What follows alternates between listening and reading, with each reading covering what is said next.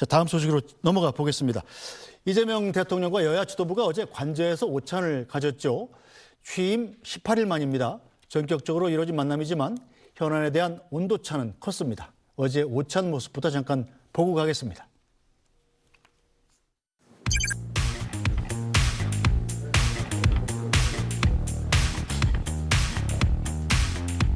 우리 송 대표님 당선을 축하드립니다. 그리고 많이 도와주십시오. 김용태 우리 위원장님은 퇴임이 예정돼 있는 건가요? 네, 6월 30일까지.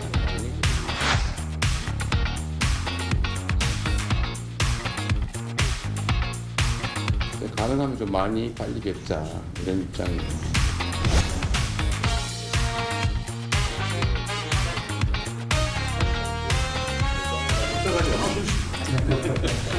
원래 대통령 말씀을 좀 먼저 듣고 대통령님한테 대리 말씀 바래가지고 써가지고 왔습니다. 부르시죠. 국민의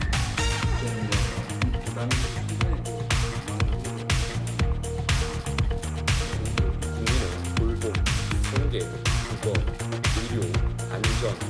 대통령께서 앞으로도 대통령의 재판과 관련된 입법은 없을 것이며 만약에 사법부가 재판을 연기한다면 임기가 끝나고 재판을 받겠다는 것을 약속해 주신다면 지금 총리 후보자에 대한 의혹이 사실 감당하기 힘들 정도로 많이 나오고 있습니다. 도의적이었고 사실 외면했던 것은 윤석열 정부였습니다. 청문회가 열리기도 전에 이거를 저희가 어떤 사실로 비정을 한다는 것은 매우 부적절한 사법 독립에 대해서 말씀하셨는데 정말로 우리 국민의힘에서 진정성을 보이려면 요구하기 전에 저는 반성하는 것이 먼저라고 생각합니다. 그럼 윤석열 전 대통령 그 일가에 대해서 단호하고 흔들림 없는 척결 의지를 갖다 좀 보여야 된다고 생각합니다.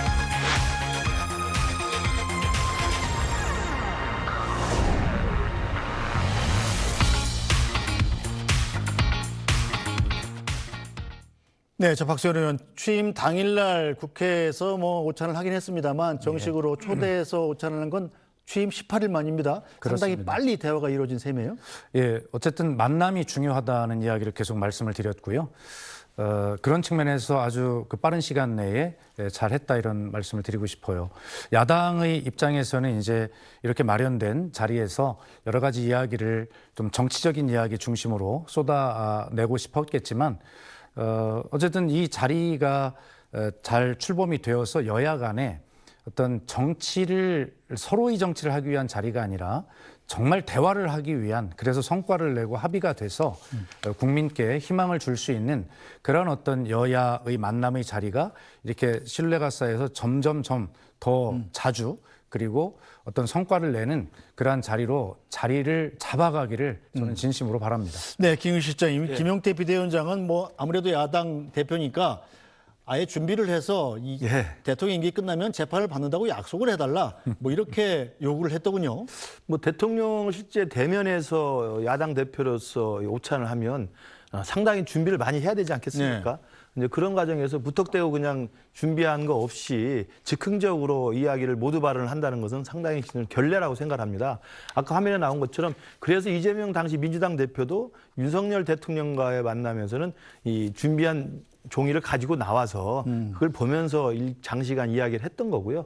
저는 그래서 김용태 비대위원장이 취임 초에 처음 만나는 야당 대표와 대통령과의 면담이기 때문에 7가지 항목으로 정리해서 그 내용을 좀 요약한 걸 보면서 저는 이야기를 했던 것으로 보이고 그중에 대부분의 경우는 저는 충분히 그 이재명 정부의 조언이 될 수도 있는 부분, 그다음에 이재명 정부의 개혁의 과제에 대한 부분, 또 유념해야 될 부분들 이야기했고 지금 논란이 되고 있는 거 그중에 이제 한 부분이 이제 사법부의 이제 공정성을 이야기하면서 이재명 대통령이 지금 취임해서 당선됐기 때문에 진행되던 재판이 다 중단된 상태 아니겠습니까? 네. 그렇다고 한다면 사법 정의를 실현하기 위해서라도 퇴임한 이후에도 재판을 받을 것이라는 것을 좀 약속해 달라는 이야기를 한 것인데 그걸 놓고 지금 민주당 지도부나 일각에서 지금 굉장히 김용태 비대위원장을 욕하고 있거든요. 정청래 최고위원 같은 경우는 무례하다 이렇게 썼거든요. 예, 그건 민주당 시각이고요. 국민들 대부분의 입장은 저는 김용태 비대위원장이 야당 대표로서 국민들의 생각을 가감없이 전달한 거라고 생각합니다.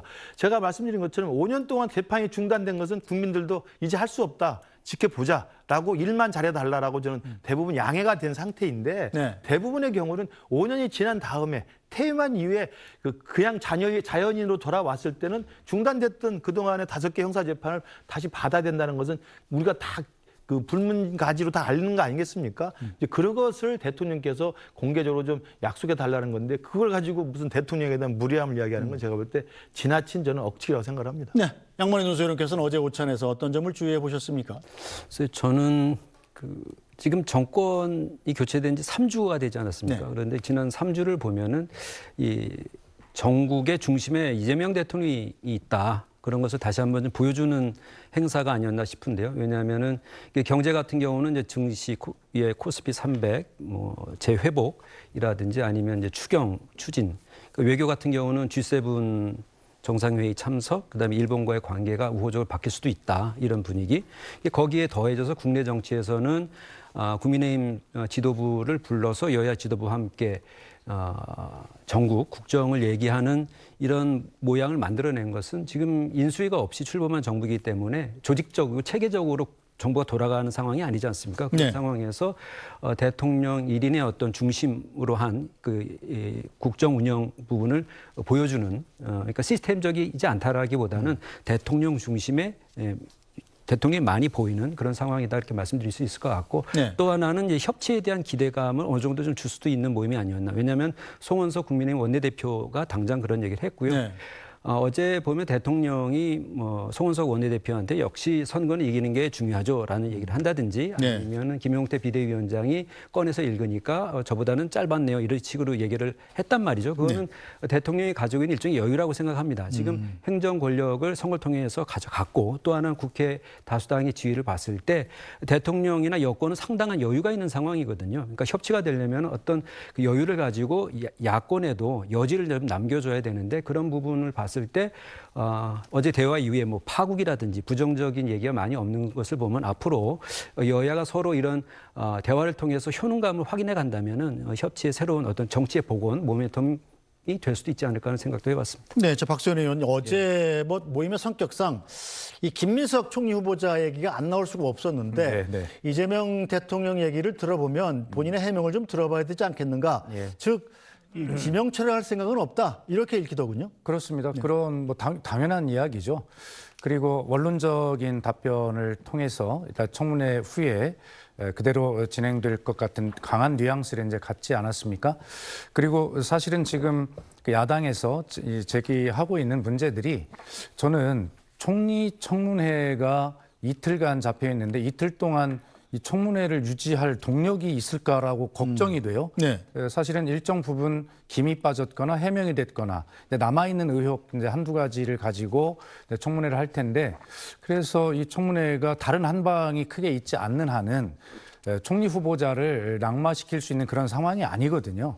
그리고 이미 또 이제 오늘 장관 후보자들을 발표함으로써 이제 여러 가지 관심들이 상당 부분 총리 후보자에서 장관 후보자로 분산되는 이런 어떤 효과들이 있지 않겠습니까? 네. 그렇게 된다면 결과적으로 총리 그 인준, 그다음에 임명과 이런 청문회의 전국은 이렇게 진행이 돼서 넘어가리라 이런 이제 예상이 가능한데. 이재명 대통령이 그런 이제 원론적 측면에서 청문회를 보자. 또 사실 맞고요. 그러니까 네. SNS에서 해명이 부족한 것이 있다면 청문회를 통해서 더 해야 되는데 이제 해명할 부분이 얼마 남지가 않았어요. 네. 그렇기 때문에 저는 야당이 이참에 총 이틀 동안 청문회를 잘했다는 점수를 좀 야당이 받으려면 네. 하루 정도만 이 제기됐던 의혹의 규명에 좀 집중하고 나머지 하루는 결과적으로 이 총리의 업무 역량에 관한 미래에 대한 고민을 함께하는 건강한 제1야당으로서의 모습으로 빨리 전환을 하는 것이 야당으로서도 점수를 얻을 수 있는 길이 아니겠냐 이런 생각을 좀 해봅니다. 네, 자 내일 김민석 총리 후보자 청문회가 열리는데요. 여야가 이 증인 채택 불발의 책임을 서로 미루고 있습니다.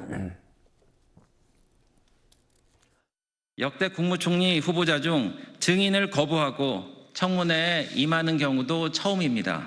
이런 묻지마 청문회는 헌정사의 오명으로 기록될 것입니다. 또 김민석 후보자는 이번 청문회를 오지마 청문회로 만들었습니다. 증인 채택을 거부했습니다. 또 주지마 청문회로 만들었습니다. 자료 제출에 대해 후보 측이 계속 브레이크를 걸고 있습니다. 국민의힘 청무위원들의 최근 행태는 검증이 아니라 망신주기와 흠집 내기에 가깝습니다. 이혼한 전 부인까지 청문회에 증인으로 부르자는 주장을 했습니다. 국회 청문회 역사상 유례가 없는 저열한 정치 공세입니다. 네, 자 김윤 실장님. 네. 자 국민의 입장에서 내일 이 김민석 총리 후보자의 청문회 상당히 좀 벼르고 있을 텐데 어떻게 예상하십니까?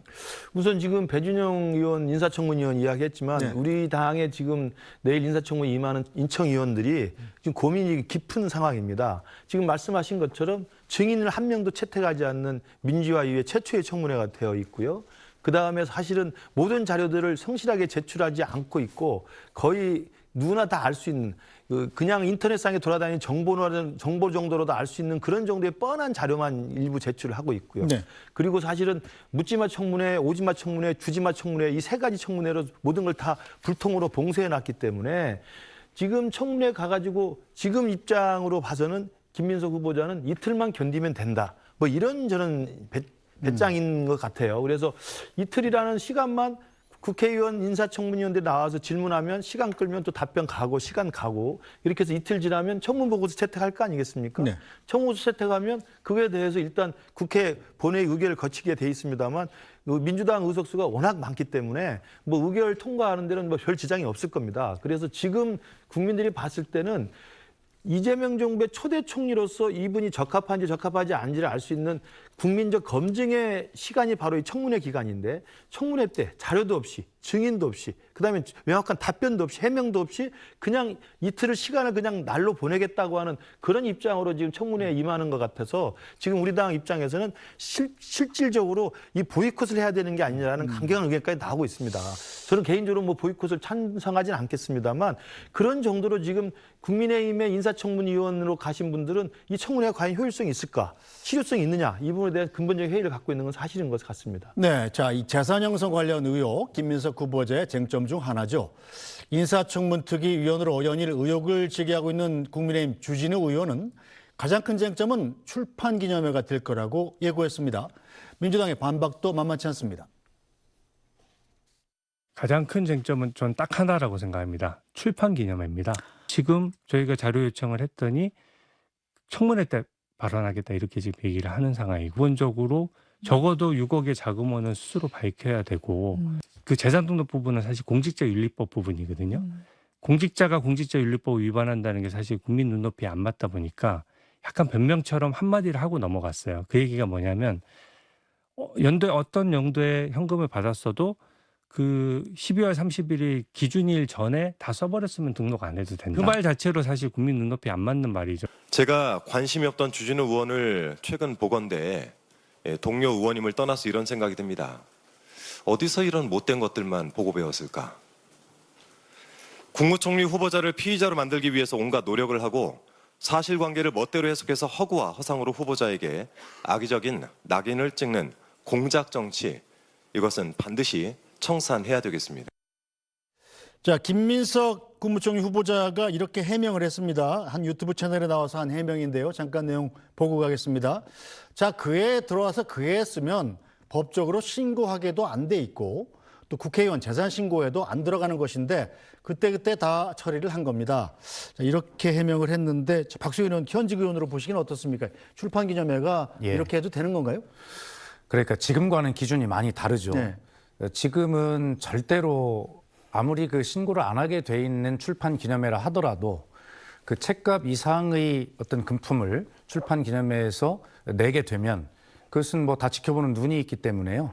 이것은 뭐 어느 정도 그 증명이 됩니다. 지금은. 네. 그래서 출판 기념회를 해봐야 사실은 국회의원들 입장에서 보면 크게 방송 용어는 아니겠습니다만 쉽게 얘기해서 남는 것이 없는 뭐 그런 어떤 것이었습니다만 지금 문제가 되고 있는 저 당시 출판 기념회만 해도 국회의원들이 솔직하게 말씀드려서 정치 자금이라고 하는 것에 숨통을 좀 틔울 수 있는 뭐 그러한 어떤 중요한 통로였습니다. 막 그 시기 이야기인 것인데요. 그래도 김민석 후보자는 뭐 우리 김근식 교수나 저나 아주 가까운 1년 선후배들 사이로 또 같이 또 저도 그렇습니다만 굉장히 오랜 시간을 정치적 낭인 생활을 해왔던 그런 사람들 아닙니까? 김민석 후보자는 18년간을 떠돌다 국회로 다시 복귀를 했는데 그런 과정에서 사실은 정치자금법 때문에 굉장히 그 본인 부채도 신용 불량까지 되면서 네. 유지를 해야 되니 뭐 여러 가지 의존해야 될 일들이 많이 있었을 겁니다. 그런 것들을 지금의 어떤 법적 잣대 뭐 이런 것들로 증명을 해라라고 네. 하는 것 자체가 낼 수 없는 자료를 내라고 요구하는 것인 것인데 그런 측면에서 저 당시의 시각으로 좀 돌아가서 좀 이해할 부분은 좀 이해를 하고 그러나 지금 와서 제도 개선을 할 부분이 있다면 제도 개선을 하고 네. 이런 것이지 저것을 어떤 법의 위반이나 도덕적인 문제로 잣대를 들이대려고 하는 것 자체가 좀 무리다라는 생각이 드는 것입니다. 네, 자 김국 실장께서는 어떻게 보십니까? 출판 기념회 예전에는 좀 그랬다. 그 시간이 많이 지났기 때문에 그때 사용한 걸 좀 봐줘야 되는 것 아니냐 이런 의견이신 것 같은데요. 박수현 의원님은 당연히 그렇게 안 하시니까 저렇게 말씀하시는 거죠. 그러니까 예전이라고 해봐야 지금 저게 21대 국회 즈음이니까요. 2020년, 19년 그 저간입니다. 네. 오래된 일이 아니에요. 그러니까 실제로 지난해 우리 총선 때만 하더라도 당시 한동훈 비대위원장이 우리 국민의힘의 공약 1호로 정치개혁 입법들 계속하면서 제일 먼저 나왔던 게 출판기념회 절대 폐지하겠다는 걸 했거든요.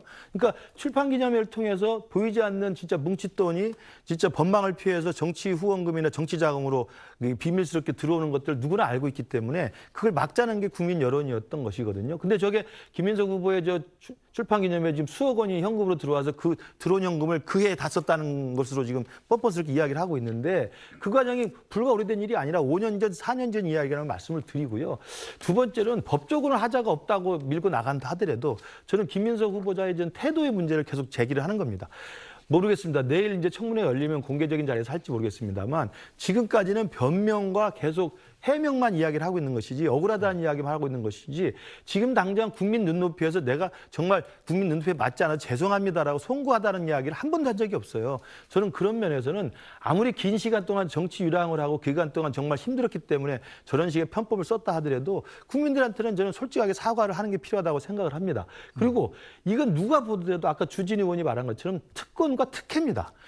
김민석이라고 하는 정치인이 아니었으면 어떻게 저렇게 생활을 영위할 수 있겠습니까? 마이너스 통장이고 돈도 없는데 정치 생활을 계속하면서 자기 아들은 어디 국제고에 보내고 미국 대학에 유학을 보내고 그리고 하루아침에 몇 억씩 출판기념에 돈을 걷어서 그 몇 억이 되는 현찰을 그대로 그냥 그 해에 다 썼다는 게 지금 해명 아니겠습니까? 여러분 기억하시지만 몇 년 전에 노웅래 의원께서 그 압수수색해가지고 집안에서 3억 원 정도 현금 뭉치가 발견이 되어서 구속된 거 아시죠? 그게 바로 똑같은 사례입니다. 저는 그런 것들을 정치인이기 때문에 집안에 현금 뭉치가 몇 억씩 있어도 문제가 안 된다라고 이야기하는 건 저는 특권 중에 특권의식이라고 생각을 합니다. 네, 이제 양만원 교수님. 그런데 이 김민석 후보자 재산 관련해서 시민단체가 김민석 후보자를 검찰에 고발했잖아요. 네. 그런데 검찰이 또 사건을 배당해 버렸습니다. 네네. 여기에 대해서 또 이게 이 민주당이 검찰이 국민의힘도 그럼 같은 잣대로 수사해라 이렇게 반박을 하고 있어요. 그러니까 국민의힘 소속의 서울시 의원이 그 김민석 후보자의 재산 형성 그러니까 쓴 돈에 비해서 번 돈이 너무 적기 때문에 어디선가 부정한 돈이 들어온 것이 아니냐 이런 의혹과 관련해서 검찰에 고발을 했는데 그 고발한 날짜가 19일인데 이튿날 바로 서울중앙지검이 형사입법 이 사건을 배당을 했습니다. 그랬더니 민주당에서 곧 해체될 검찰에서 단말마적인 행태를 보이고 있다 이렇게 이제 비판하면서 강덕구 의원 같은 경우는 이 김민석 후보자의 재산 문제를 집요하게 이제 파헤치고 있는 주진우 의원 관련해서 내가 주진우 의원을 고발할 테니까 마찬가지로 똑같이 엄정하게 수사해달라 이런 글을 소셜 미디어에 올린 적이 있습니다. 그러니까 주진우 의원 같은 경우는 아들이 2005년생이라고 합니다. 그런데 지금 계좌에 7억 정도의 돈이 있는데 주진우 의원 오늘 아침에 설명하는 걸 들어보니까 할아버지가 이제 변호사여서 좀 재력이 있기 때문에 내야 될 증여세를 다 내고 손주에게 준 것이다 이렇게 설명을 하고 있습니다. 그래서 사적 재산이 이제 인정되는 체제이니만큼 문제 삼을 수 없다고 하면서 민주당에서는 오히려 이제 김민석 후보자, 공직 후보자의 문제가 아니라 문제를 제기하는 메신저인 자신을 공격하는 것이다. 이건 부당하다 이렇게 반박하고 있는 상황이죠. 네, 민주당이 이 주진우 의원의 재산 그리고 아들의 뭐 계좌의 뭐 돈 이런 걸 문제를 삼으니까 아니 검증 대상자가 국무총리 후보자인데 왜 인사청문위원을 검증하려고 그러느냐 이렇게 반발하고 있잖아요. 그러니까 민주당도 전략을 세울 수밖에 네. 없지 않습니까? 그리고 주진우 의원의 문제 제기가 국민의 눈높이에 설사 저희가 맞지 않는다 하더라도 네. 그것을 법적으로 모든 걸 자료를 가지고 정확하게 해명하라, 소명하라라고 요구를 하면 사실은 그렇게 못할 부분이 있는 걸 알면서도 지금 몰아붙이고 있는 것이 바로 정치 공세적인 요인이 있다고 보는 것이죠. 그렇다면 민주당도 그것을 순진하게 대응할 수만은 없는 것이니까 바로 지금 양만희 논설위원 하신 말씀처럼 메신저를 흔들 수밖에 없는 어떤 방어 전략을 쓸 수밖에 없는 것 아니겠어요? 그렇기 때문에 이것은 제가 좀 야박한지 모르지만 주진우 의원이 전략을 잘못 세웠어요. 자업자득입니다. 결과적으로 하실 수 있는 말씀은 할 수 있는데 이것을 계속 청문회가 열리기 전까지 무슨 한 건 잡았다는 식으로 계속해서 이 문제를 제기하니 민주당은 이런 방어 논리를 필 수밖에 없고 결과적으로 본인 문제까지 끌려 들어가는 것 아니겠어요? 그래서 문제를 제기하고 한 번 정도 확인 문제를 다시 제기했다면 이것은 청문회에서 자료로 해명하라. 이렇게 정도 하고 갔어야 되는 문제인데 너무 집요하게 물고 늘어지는 그런 어떤 전략을 하고 나오니까 민주당으로서도 이럴 수밖에 없는 것이라고 솔직하게 제가 말씀드리지 않습니다. 네, 박형익 실장님. 저는 주진우 의원이 가장 돋보이게 지금 우리 당에서 열심히 일을 하고 있는 겁니다.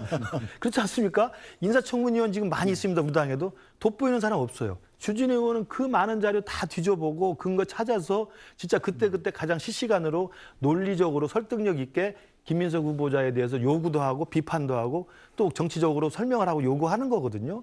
저는 가장 열심히 일하는 주진우 의원에 대해서 그 입을 틀어막기 위해서 오히려 김민석 후보자의 문제점에 대해서 해명하라고 이야기하는데 그 해명은 아랑곳하지 않고 해명은 신경 쓰지 않고 주진우 의원 너는 어떤데 이게 이제 전형적인 정치권에서의 물타기거든요. 그럼 네 아들 계좌를 보자. 이런 식으로 나오는 거 아니겠습니까?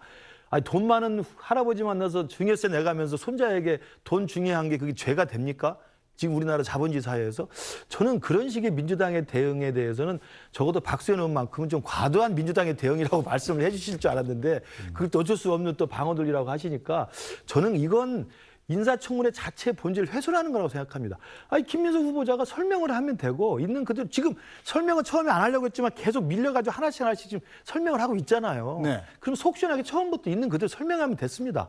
돈이 어디서 나왔고 이 돈을 어떻게 썼고 이 돈은 그런데 국민들의 눈높이 봤을 땐 제가 좀 죄송스럽습니다라고 하면서 시작했으면 지금까지 안 왔을 거라고 봐요. 네. 주진우를 공격할 게 아니라 저는 그런 면에서 보면 그 김민석 후보자의 오만함이 마치 총리가 다 되는 것처럼 어디 현장 가고 회의에서 지시하고 저는 이렇게 하는 것 자체가 이재명 대통령이 당선이 됐으니까 초반이니까 밀어붙인다는 생각을 할 수 있겠습니다만 이재명 대통령을 안 찍은 많은 사람들이 봤을 때는 그 권력의 오만함으로 비칩니다. 저는 김민석 후보자의 보다 겸손하고 솔직한 인사청문회의 좀 대응을 기대해 보겠습니다. 알겠습니다. 어쨌든 김민석 국무총리 후보자 인사청문회 내일하고 모레 이틀 동안 진행되는데 오전부터 시작해서 편성하게 뉴스브리핑 시간에도 진행이 됩니다. 실시간으로 청문회 상황도 전해 들어가면서 내일 함께 같이 보시죠.